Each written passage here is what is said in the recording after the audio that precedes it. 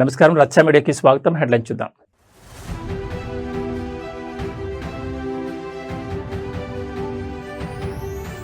ఇరవై 24 గంటలు నా మదిలో అదే ఆలోచన.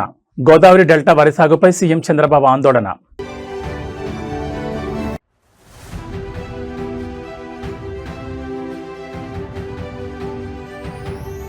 విశాఖ ఎయిర్పోర్ట్ వద్ద తీవ్ర ఉద్రిక్తత.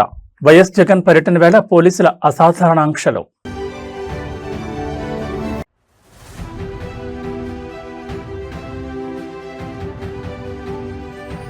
ఢిల్లీలో సీఎం రేవంత్ రెడ్డి స్పీడ్.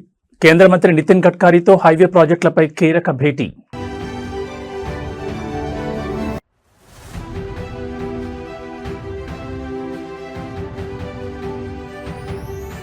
మాట నిలబెట్టుకున్న బీఆర్ఎస్. అమరవీరుడు కానిస్టేబుల్ కృష్ణయ్య కుటుంబానికి కేసీఆర్ ప్రత్యేక ఆర్థిక సాయం. ఇక డీటెయిల్స్ చూస్తే ఆంధ్ర అన్నపూర్ణగా పేరొందిన ఉమ్మడి గోదావరి జిల్లాల గుండెకాయ లాంటి వరి సాగు భవిష్యత్తుపై ముఖ్యమంత్రి చంద్రబాబు నాయుడు అత్యంత కీలకమైన ఆలోచింపజేసే వ్యాఖ్యలు చేశారు. ఎప్పుడు ఆలోచించినా 24 గంటలు నా మదిలో అదే ఆలోచన తిరుగుతోందంటూ గోదావరి డెల్టాలో వరి పంటకు రాను రాను మార్కెట్లో డిమాండ్ తగ్గిపోతున్న ఉదంతాన్ని ఆయన ప్రస్తావించారు. ఇక్కడ పండే వరికి ధాన్యానికి భవిష్యత్తులో ఆశించిన స్థాయిలో ధర లభించని భయాందోళన కన్న పరిస్థితులు వస్తున్నాయని సీఎం ఓపెన్ గా స్టేట్మెంట్ ఇచ్చారు.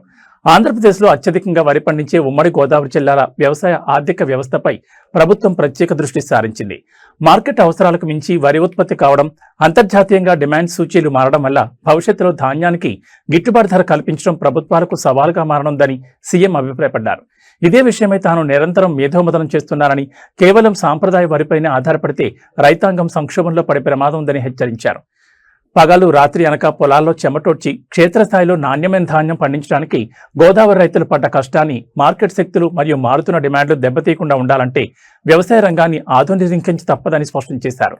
కృష్ణా గోదావరి డెల్టాల పరిధిలో వరి సాగు విస్తీర్ణాన్ని క్రమబద్ధీకరిస్తూ అధిక ఆదాయాన్నిచ్చే పప్పు ధాన్యాలు, సిరిధాన్యాలు లేదా తోట పంటలు, ఆక్వాకల్చర్ అనుబంధ రంగాలపై రైతులను మళ్లించేలా భారీ ప్రణాళికలు సిద్ధం చేయాలని వ్యవసాయ శాఖ డైరెక్టరేట్ను ఆదేశించారు. ప్రభుత్వం ఎంత మద్దతు ధరిచ్చినా మార్కెట్లో అంతర్గత డిమాండ్ లేకపోతే ధాన్యం కొనుగోలు సంక్షోభంలో పడతాయని పచ్చి నిజాన్ని సీఎం ఈ సందర్భంగా నొక్కి చెప్పారు. ఎప్పుడు ఆలోచించినా 24 గంటలు అదే ఆలోచిస్తూ ఉంటాను. అందుకే మీరు ఒకసారి చూస్తే గోదావరి జిల్లాలో వరి పంట కూడా రాను రాను డిమాండ్ తగ్గిపోయే పరిస్థితి వచ్చింది. దానికి కారణం ఆహారపు అలవాట్లు మారిపోతున్నాయి. కార్బోహైడ్రేట్స్ తినడం లేదు. ప్రతి ఒక్కరూ ఈరోజు ప్రోటీన్ తినే పరిస్థితికి వచ్చారు. ఇక్కడ పండే వరికి, ధాన్యానికి ధర తగ్గే పరిస్థితి వస్తూ ఉంది. మనం పండించిన చేపలకు ధర పెరిగే పరిస్థితి వచ్చింది. కానీ ఈ మధ్య కాలంలో యుద్ధ ప్రభావం వల్ల కొంతవరకు ఇబ్బందులు కూడా వచ్చాయి. ఆంధ్రప్రదేశ్ రాజకీయాల్లో విశాఖపట్నం వేదికగా మరోసారి తీవ్ర ఉధృత చోటు చేసుకుంది.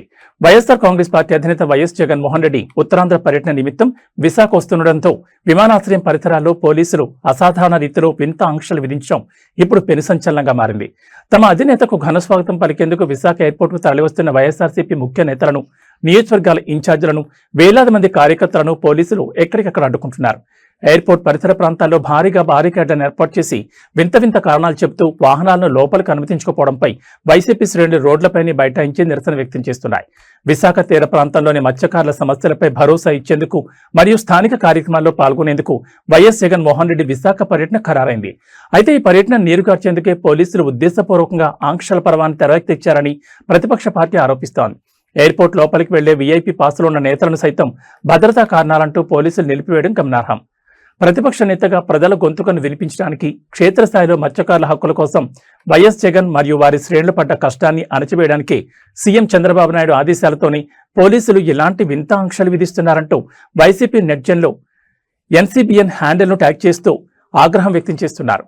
ఎయిర్పోర్ట్ జాతీయ రహదారి పొడవున వందలాది మంది పోలీసులను మోహరించి సాధారణ ప్రయాణికులకు ఇబ్బంది లేకుండా చూస్తున్నామన్న నెపంతో కేవలం వైసీపీ కండువాలున్న వాహనాలను టార్గెట్ చేస్తున్నారనే విమర్శలు క్షేత్రస్థాయిలో బలంగా వినిపిస్తున్నాయి.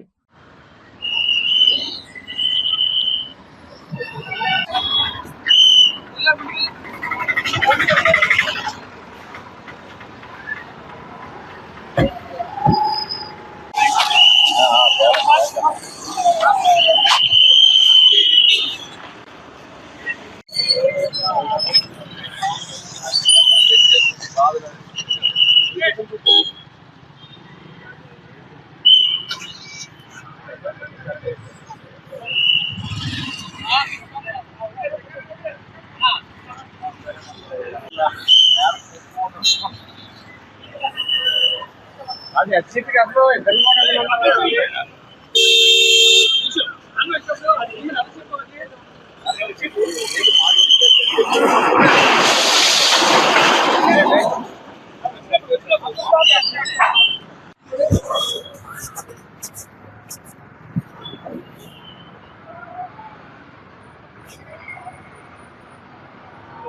తెలంగాణ రాష్ట్ర మౌలిక సదుపాయాల కల్పన, జాతీయ రహదారుల విస్తరణ లక్ష్యంగా ముఖ్యమంత్రి రేవంత్ రెడ్డి ఢిల్లీ పర్యటనలో స్పీడ్ పెంచారు. కేంద్ర రోడ్డు రవాణా, జాతీయ రహదారుల శాఖ మంత్రి నితిన్ గడ్కరీతో ముఖ్యమంత్రి రేవంత్ రెడ్డి, నల్గొండ పార్లమెంట్ సభ్యులు రఘువీర్ రెడ్డి అధికారికంగా సమావేశమయ్యారు. తెలంగాణ వ్యాప్తంగా అత్యంత ప్రాధాన్యత కలిగిన పలు జాతీయ రహదారుల ప్రాజెక్టుల మంజూరు, ప్రాంతీయ కనెక్టివిటీ మెరుగుదల మరియు నిధుల విడుదల అంశాలపై ఈ భేటీలో సుదీర్ఘంగా చర్చించారు. తెలంగాణలో రవాణా రంగాన్ని, ఆర్థిక కారిడార్లను బలోపేతం చేసేందుకు కేంద్ర ప్రభుత్వం నుంచి రావాల్సిన అనుమతులు, నిధులపై ముఖ్యమంత్రి రేవంత్ రెడ్డి కేంద్ర మంత్రి నితిన్ గడ్కరీకి స్పష్టమైన నివేదికను సమర్పించారు. ముఖ్యంగా రీజనల్ రింగ్ రోడ్తో పాటు రాష్ట్రాల్లోని ప్రధాన జిల్లాలను అనుసంధానించే పలు జాతీయ రహదారుల విస్తరణ పనులను త్వరితగతిన పూర్తి చేయాలని కోరారు. ఈ భేటీలో నల్గొండ ఎంపీ రఘువీర్ రెడ్డి తన నియోజకవర్గ పరిధిలోని రహదారుల దుస్థితిని, చేపట్టాల్సిన కొత్త ప్రాజెక్టుల అవసరాన్ని కేంద్ర మంత్రి దృష్టికి తీసుకువెళ్లారు. తెలంగాణ రాష్ట్ర వ్యాప్తంగా మరియు నల్గొండ నియోజకవర్గ పరిధిలో మెరుగైన ప్రయాణ వసతుల కోసం, రోడ్డు భద్రత కోసం క్షేత్రస్థాయిలో ప్రజలు పడ్డ కష్టాన్ని తీర్చేలా కేంద్రం నుంచి సానుకూల నిర్ణయాలు రాబట్టడమే లక్ష్యంగా ఈ పర్యటన సాగింది. ప్రతిపాదనలపై సానుకూలంగా స్పందించిన కేంద్ర మంత్రి నితిన్ గడ్కరీ చట్టబద్దమైన నిబంధనల ప్రకారం తెలంగాణ హైవే ప్రాజెక్టుల పురోగతికి పూర్తి సహకారం అందిస్తామని హామీ ఇచ్చినట్టు తెలుస్తోంది.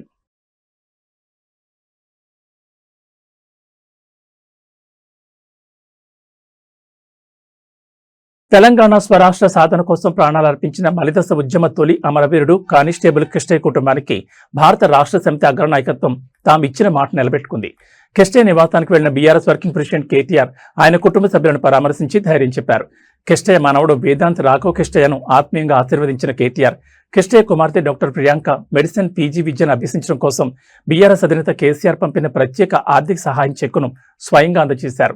తెలంగాణ మలిదశ ఉద్యమంలో కానిస్టేబుల్ కిష్టయ్య చేసిన త్యాగం చరిత్రలో చిరస్థాయిగా నిలిచిపోయింది. ఆయన కుటుంబం విద్యాపరంగా, ఆర్థికంగా స్థిరపడాలనే సంకల్పంతో గతంలోనే బీఆర్ఎస్ ప్రభుత్వం పలు రకాలుగా అండగా నిలిచింది. ప్రస్తుతం కిష్టయ్య కుమార్తె డాక్టర్ ప్రియాంక వైద్య రంగంలో పీజీ సీటు సాధించడంతో ఆమె ఉన్నత చదువుల ఖర్చు నిమిత్తం బీఆర్ఎస్ అధినేత కల్వకుంట్ల చంద్రశేఖరరావు ప్రత్యేక నిధులను మంజూరు చేశారు. ఈ రోజు కిష్టయ్య కుటుంబ సభ్యులను కలిసిన కేసీఆర్ పంపిణీ ఈ ఆర్థిక సహాయాన్ని చెక్కు రూపంలో కుటుంబ సభ్యులకు అందజేశారు. నాటి తెలంగాణ ఉద్యమ సమయంలో రాష్ట్రం కోసం ప్రాణాలను పణంగా పెట్టి క్షేత్రస్థాయిలో కిష్టయ్య కుటుంబం పడ్డ కష్టాన్ని మరియు వారి త్యాగాన్ని బీఆర్ఎస్ ఎప్పటికీ గుండెల్లో పెట్టుకుంటుందని కేటీఆర్ ఈ సందర్భంగా ఉద్ఘాటించారు. కిష్టయ్య మనవడు వేదాంత్ రాఘవకు ఉజ్వల భవిష్యత్తు ఉండాలని ఆకాంక్షించారు. విపత్కర పరిస్థితుల్లోనూ అమరవీరుల కుటుంబాలకు పార్టీ అండగా నిలవడంపై సర్వత్రా హర్షం వ్యక్తమవుతోంది.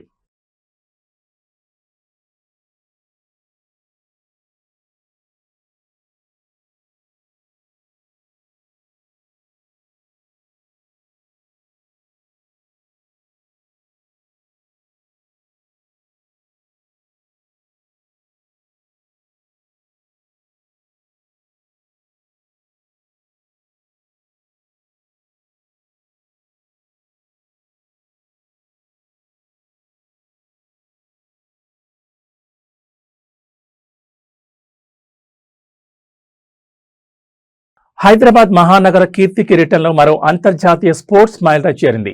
సాగర్ తీరాన సవాల్ విసిరే అలలపై సరికొత్త సాహస క్రీడల సమరానికి తెరలేచింది. నగర హృదయ స్పందన హుస్సేన్ సాగర్ వేదికగా ప్రతిష్టాత్మకమైన 40వ హైదరాబాద్ సెయిలింగ్ వీక్ 2026 అట్టహాసంగా ప్రారంభమైంది. ఈ మైలురాయి ఈవెంట్తో మొదటిసారిగా నిర్వహిస్తున్న అత్యంత ప్రతిష్టాత్మకమైన 1వ ILCA open India international sailing championship కూడా ఇదే వేదికగా మొదలు కావడం విశేషం. ప్రపంచ స్థాయి ప్రమాణాలతో సాగుతున్న ఈ మెగా వాటర్ స్పోర్ట్స్ టోర్నమెంట్లో దేశ విదేశాలకు చెందిన అత్యుత్తమ ప్రొఫెషనల్ సెయిలర్లు తమ నైపుణ్యాన్ని నిరూపించుకోబోతున్నారు. హైదరాబాద్ వేదిక 4 దశాబ్దాలుగా సాగుతున్న ఈ ప్రతిష్టాత్మక సెయిలింగ్ ప్రస్థానం ఈ ఏడాది సరికొత్త రికార్డులను సృష్టించేందుకు సిద్ధమైంది. అటు ఇండియన్ నేవీ, ఆర్మీ, యాటింగ్ అడ్మినిస్ట్రేషన్లతో పాటు ఇంటర్నేషనల్ లేజర్ క్లాస్ అసోసియేషన్ సహకారంతో ఈ ఛాంపియన్షిప్ రూపుదిద్దుకుంది. ముఖ్యంగా ఈసారి జరగనున్న 1వ ILCA ఓపెన్ ఇండియా ఈవెంట్ భారత్లోని అత్యంత అరుదైన మరియు వినూత్నమైన వాటర్ స్పోర్ట్స్ ట్రెండ్ను పరిచయం చేస్తోంది. కఠినమైన గాలులను, ప్రతికూల వాతావరణాన్ని తట్టుకుంటూ క్షేత్రస్థాయిలో హుస్సేన్ సాగర్ తరంగాలపై పట్టు సాధించడం కోసం మన క్రీడాకారులు పడ్డ కష్టాన్ని ఈ అంతర్జాతీయ వేదిక ప్రదర్శించబోతోంది. అంతర్జాతీయ స్థాయిలో నగర ప్రతిష్టను పెంచేలా ఈ ఈవెంట్కు సంబంధించిన అన్ని ట్రాఫిక్ ల్యాండ్మార్క్, మెడికల్ విజిలెన్స్ బృందాలను రెస్క్యూ యూనిట్లతో సహా లేక్ పెరిఫెరల్ జోన్లో మోహరించారు. హుస్సేన్ సాగర్లోని అలల వేగం, వాహనాల కదలికల ఆధారంగా ఈ అంతర్జాతీయ పోటీలు అత్యంత రసవత్తరంగా సాగనున్నాయని నిర్వాహకులు వెల్లడించారు.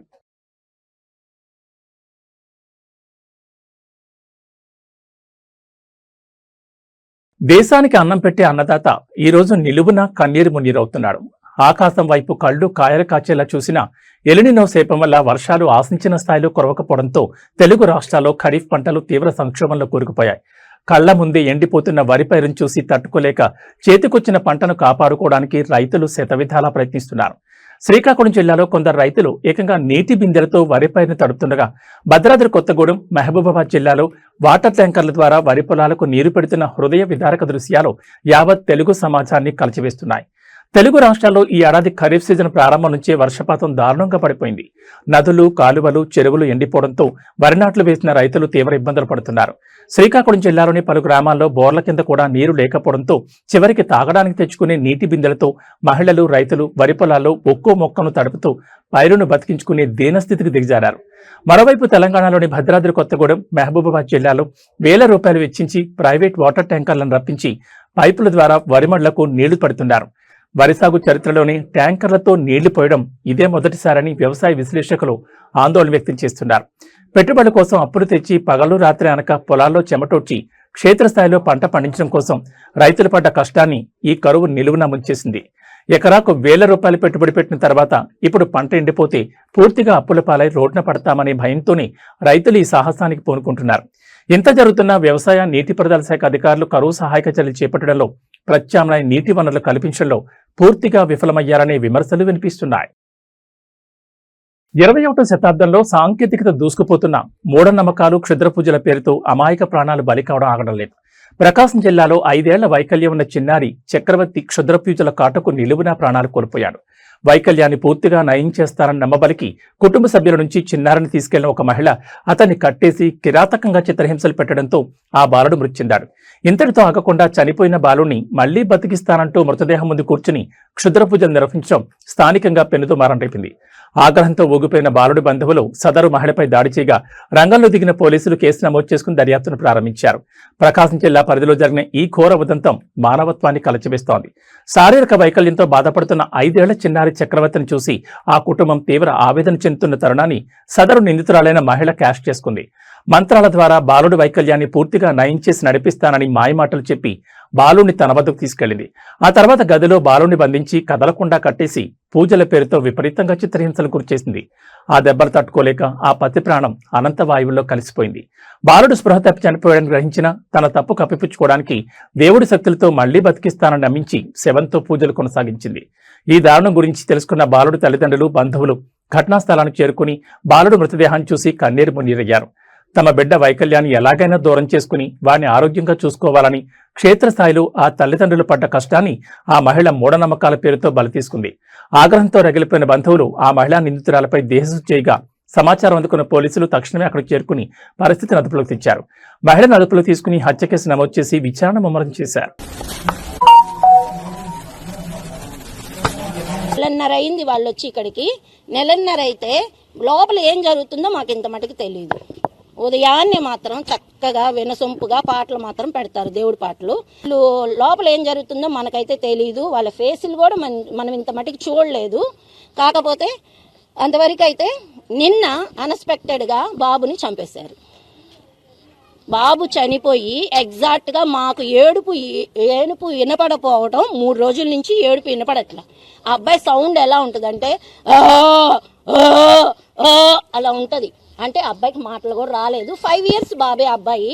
కాకపోతే అబ్బాయికి కొంచెం నర్వస్ సిస్టమ్ ఉంది, ప్రాబ్లం ఉంది. అతను ఏంటంటే కొంచెం హ్యాండీక్యాప్డ్ లాగా కొంచెం ఏంటంటే ఇంకా మాటలు రాలేదు, ఇంకా ఏం తెలియలేదు అబ్బాయికి. అలాంటి బాబుని హింసించి చిత్రవద చేసి చంపేశారు. దీన్ని మేము ఖండిస్తాం.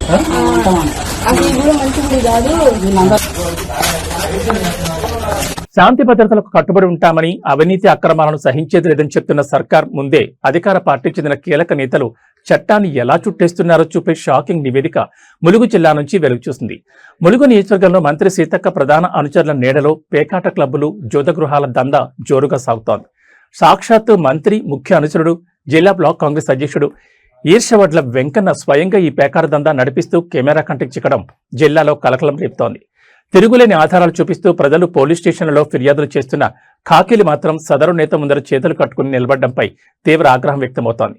ములుగు జిల్లాలోని పలు సురక్షిత ప్రాంతాల్లో రహస్యంగా సాగుతున్న ఈ జూద క్రీడల వెనుక స్థానిక కాంగ్రెస్ పెద్దల హస్తం ఉన్నట్లు ఆధారాలతో సహా బయటపడింది. జిల్లా బ్లాక్ కాంగ్రెస్ అధ్యక్షుడు ఈర్షబడ్డ వెంకన్న ఆధ్వర్యంలోని ఈ నెట్వర్క్ నడుస్తోందని స్థానికులు ఆరోపిస్తున్నారు. పేకాట్ రన్ అవుతున్న నివాసంలో వెంకన్న స్వయంగా ఉన్న దృశ్యాలు కెమెరా చిక్కడంతో ఈ వ్యవహారం రచ్చకెక్కింది. ఈ అక్రమ దందా వల్ల స్థానికంగా కుటుంబాలు రోడ్డున పడుతున్నాయని, యువత పెడదవ పడుతోందని గ్రామస్తులు, బాధితులు అనేక మార్లు పోలీసు అధికారులకు లిఖితపూర్వకంగా ఫిర్యాదులు చేశారు. కానీ సదరు నిందితుడు మంత్రి సీతక్కకు అత్యంత ఆప్తుడు కావడంతో పైన ఉన్న పొలిటికల్ ప్రెజర్ వల్ల పోలీసులు కనీసం అటువైపు కన్నెత్తి కూడా చూడడం లేదని క్షేత్రస్థాయి ఆరోపణలు వెల్లువెత్తున్నాయి.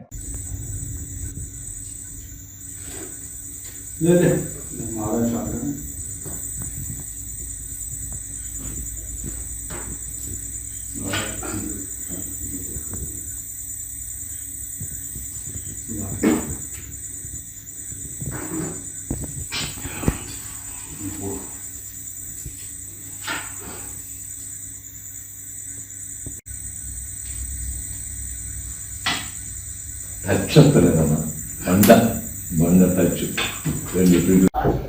ఇప్పుడు ఆ ఆశ కూడా అభివృద్ధి తల్లి ఆ ఇతర కుటుంబ సభ్యులను కూడా రోధిస్తుంటే ఆ స్థానిక గిరిజన ప్రజానీకం అందరూ కూడా కన్నీళ్ళు పెట్టుకుంటారు.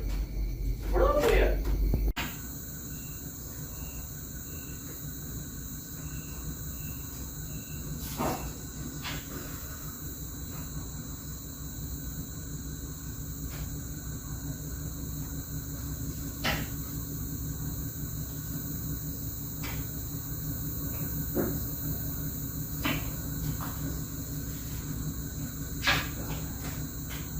హైదరాబాద్ మహానగరంలో అత్యంత రద్దీగా ఉండే షాపింగ్ మాల్స్ లో భద్రత ఎంత డొల్లగా ఉందో చాటి చెప్పే సంచలన ఉదంతం ఒకటి వెలుగు చూసింది. కూకట్పల్లి కేపీహెచ్పీ పరిధిలోని ప్రముఖ లుల్లు మాల్లో తుపాకీ కలకలం రేగింది. మాల్ పార్కింగ్ స్థలంలో రెండు కుటుంబాల మధ్య ఒక్కసారిగా ఘర్షణ చోటు చేసుకుంది. సమాచారం అందుకున్న పోలీసులు అక్కడికి చేరుకుని ఇరు వర్గాలకు నచ్చజెప్తున్న క్రమంలో పాత బస్తీకి చెందిన సిద్దికి అనే వ్యక్తి జేబులో లోడ్ చేసిన తుపాకీ ఉండడం చూసి ఖాకీలు సైతం అవాక్కయ్యారు. అయితే ఈ గన్కు లైసెన్స్ ఉన్నట్లు తేలినప్పటికీ అసలు అంత పెద్ద మాల్లోకి తుపాకీ ఎలా వచ్చిందనే అంశంపై పోలీసులు లుల్లు మాల్ యాజమాన్యంపైనే క్రిమినల్ కేసు నమోదు చేశారు. కేపీహెచ్బీలోని లుల్లు మాల్ పార్కింగ్ ఏరియాలో వాహనాల నిలిపివేత లేదా వ్యక్తిగత కారణాలతో రెండు కుటుంబాల మధ్య తీవ్రస్థాయిలో వాగ్వాదం జరిగింది. గొడవ పెద్దది కావడంతో మాల్ సెక్యూరిటీ మరియు స్థానిక పోలీసులు రంగంలోకి దిగి ఇరుపక్షాలను శాంతింపజేసే ప్రయత్నం చేశారు. ఆ సమయంలో అక్కడే ఉన్న పాత బస్తీకి చెందిన సిద్దికి కదలికలపై అనుమానం వచ్చిన పోలీసులు తనిఖీ చేయగా అతని జేబులో గన్ ప్రత్యక్షమైంది. దీంతో ఒక్కసారిగా మాల్లోని కస్టమర్లు భయాందోళనకు గురయ్యారు. పోలీసులు ఆ గన్ను స్వాధీనం చేసుకుని వెరిఫై చేయగా దానికి లీగల్ లైసెన్స్ ఉన్నట్లు అధికారులు గుర్తించారు. నగరంలో వీకెండ్స్ లేదా సెలవు రోజుల్లో కుటుంబాలతో కలిసి ప్రశాంతంగా గడపడానికి, షాపింగ్ చేసుకోవడానికి క్షేత్రస్థాయిలో ప్రజలు పడ్డ కష్టాన్ని మరియు వారి ప్రాణాల భద్రతను లుల్లు మాల్ సెక్యూరిటీ సిబ్బంది ఎంత నిర్లక్ష్యం చేశారో ఈ ఘటన నిరూపించింది. వందలాది మంది తిరిగే మాల్లోకి మెటల్ డిటెక్టర్లు, స్కానర్లు దాటుకుని అంత పెద్ద గన్ లోపలికి ఎలా వచ్చిందని కేపీహెచ్బీ పోలీసులు తీవ్ర ఆగ్రహం వ్యక్తం చేశారు. సరైన తనిఖీలు నిర్వహించకుండా పబ్లిక్ సేఫ్టీని గాదులకు వదిలేసి మాల్లోకి గన్తో అనుమతించినందుకు గాను లుల్లు మాల్ యాజమాన్యంపై పోలీసులు అధికారికంగా కేసు నమోదు చేసి దర్యాప్తును ముమ్మరం చేశారు.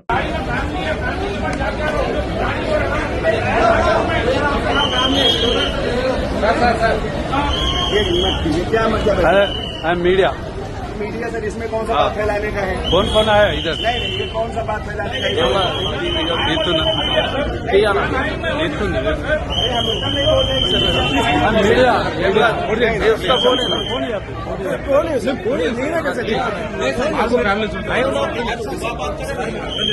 టాలీవుడ్ మరియు Kollywood luck charm work style actress Shruti Haasan సరికొత్త ఇంటి గృహ ప్రవేశం చేశారు. బాలీవుడ్ తో పాటు ముంబై లైఫ్ స్టైల్ కు అలవాటు పడి అక్కడే సొంత ఇల్లు కలిగి ఉన్న శృతి ఇప్పుడు సౌత్ ఇండియాలో, ముఖ్యంగా తన సొంత ఊరు చెన్నైలో సరికొత్త నివాసంలో అడుగుపెట్టారు. తన కుటుంబ సభ్యులకు, ఫ్యాన్స్ కు ఎల్లప్పుడూ అందుబాటులో ఉండాలనే ఉద్దేశంతో ఆమె చెన్నైలో ఈ లగ్జరీ హోమ్ తీసుకున్నట్టు తెలుస్తోంది.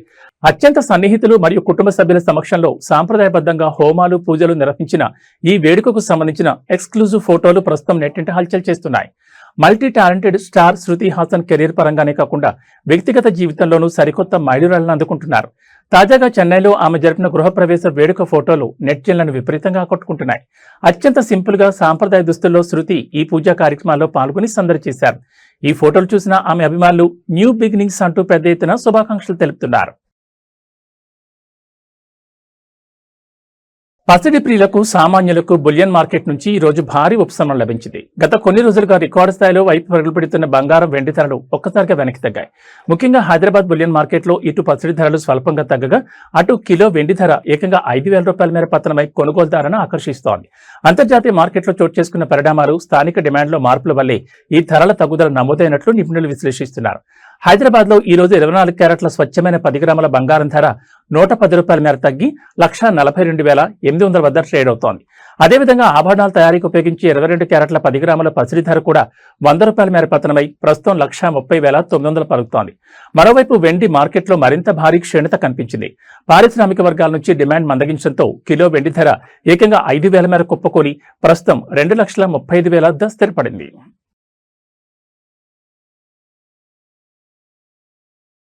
ఇక వాతావరణ విషయానికి వస్తే తెలుగు రాష్ట్రాల్లో వాతావరణం అత్యంత విచిత్రంగా మారిపోయింది. కుండపోత వర్షాలతో వాగులు వంకలు పొంగి పొర్లాల్సిన జూలై మాసంలో భానుడు మే నెలను తలపించేలా నిప్పులు చెరుగుతున్నాడు. నైరుతి రుతుపవనాల కదలికలు పూర్తిగా మందగించడంతో రెండు రాష్ట్రాల్లోనూ అసాధారణ రీతిలో ఉష్ణోగ్రతలు నమోదవుతున్నాయి. నిన్న ఆంధ్రప్రదేశ్లోని బాపట్లలో ఏకంగా 42.1 డిగ్రీల గరిష్ట ఉష్ణోగ్రత నమోదు కావడం వాతావరణ నిపుణులు సైతం విస్మయానికి గురిచేస్తోంది. ఇటు తెలంగాణలోనూ ఇదే తరహా ఉక్కపోత, ఎండలు జనాలను అల్లాడిస్తున్నాయి. రాబోయే 2 రోజుల పాటు పరిస్థితి ఇలాగే ఉంటుందని అధికార యంత్రాంగం హెచ్చరిస్తోంది. వాతావరణ కేంద్రం అందించిన అధికారిక నివేదికల ప్రకారం కోస్తాంధ్ర, రాయలసీమ వ్యాప్తంగా నైరుతి రుతుపవనాలు పూర్తిగా బలహీనపడ్డాయి.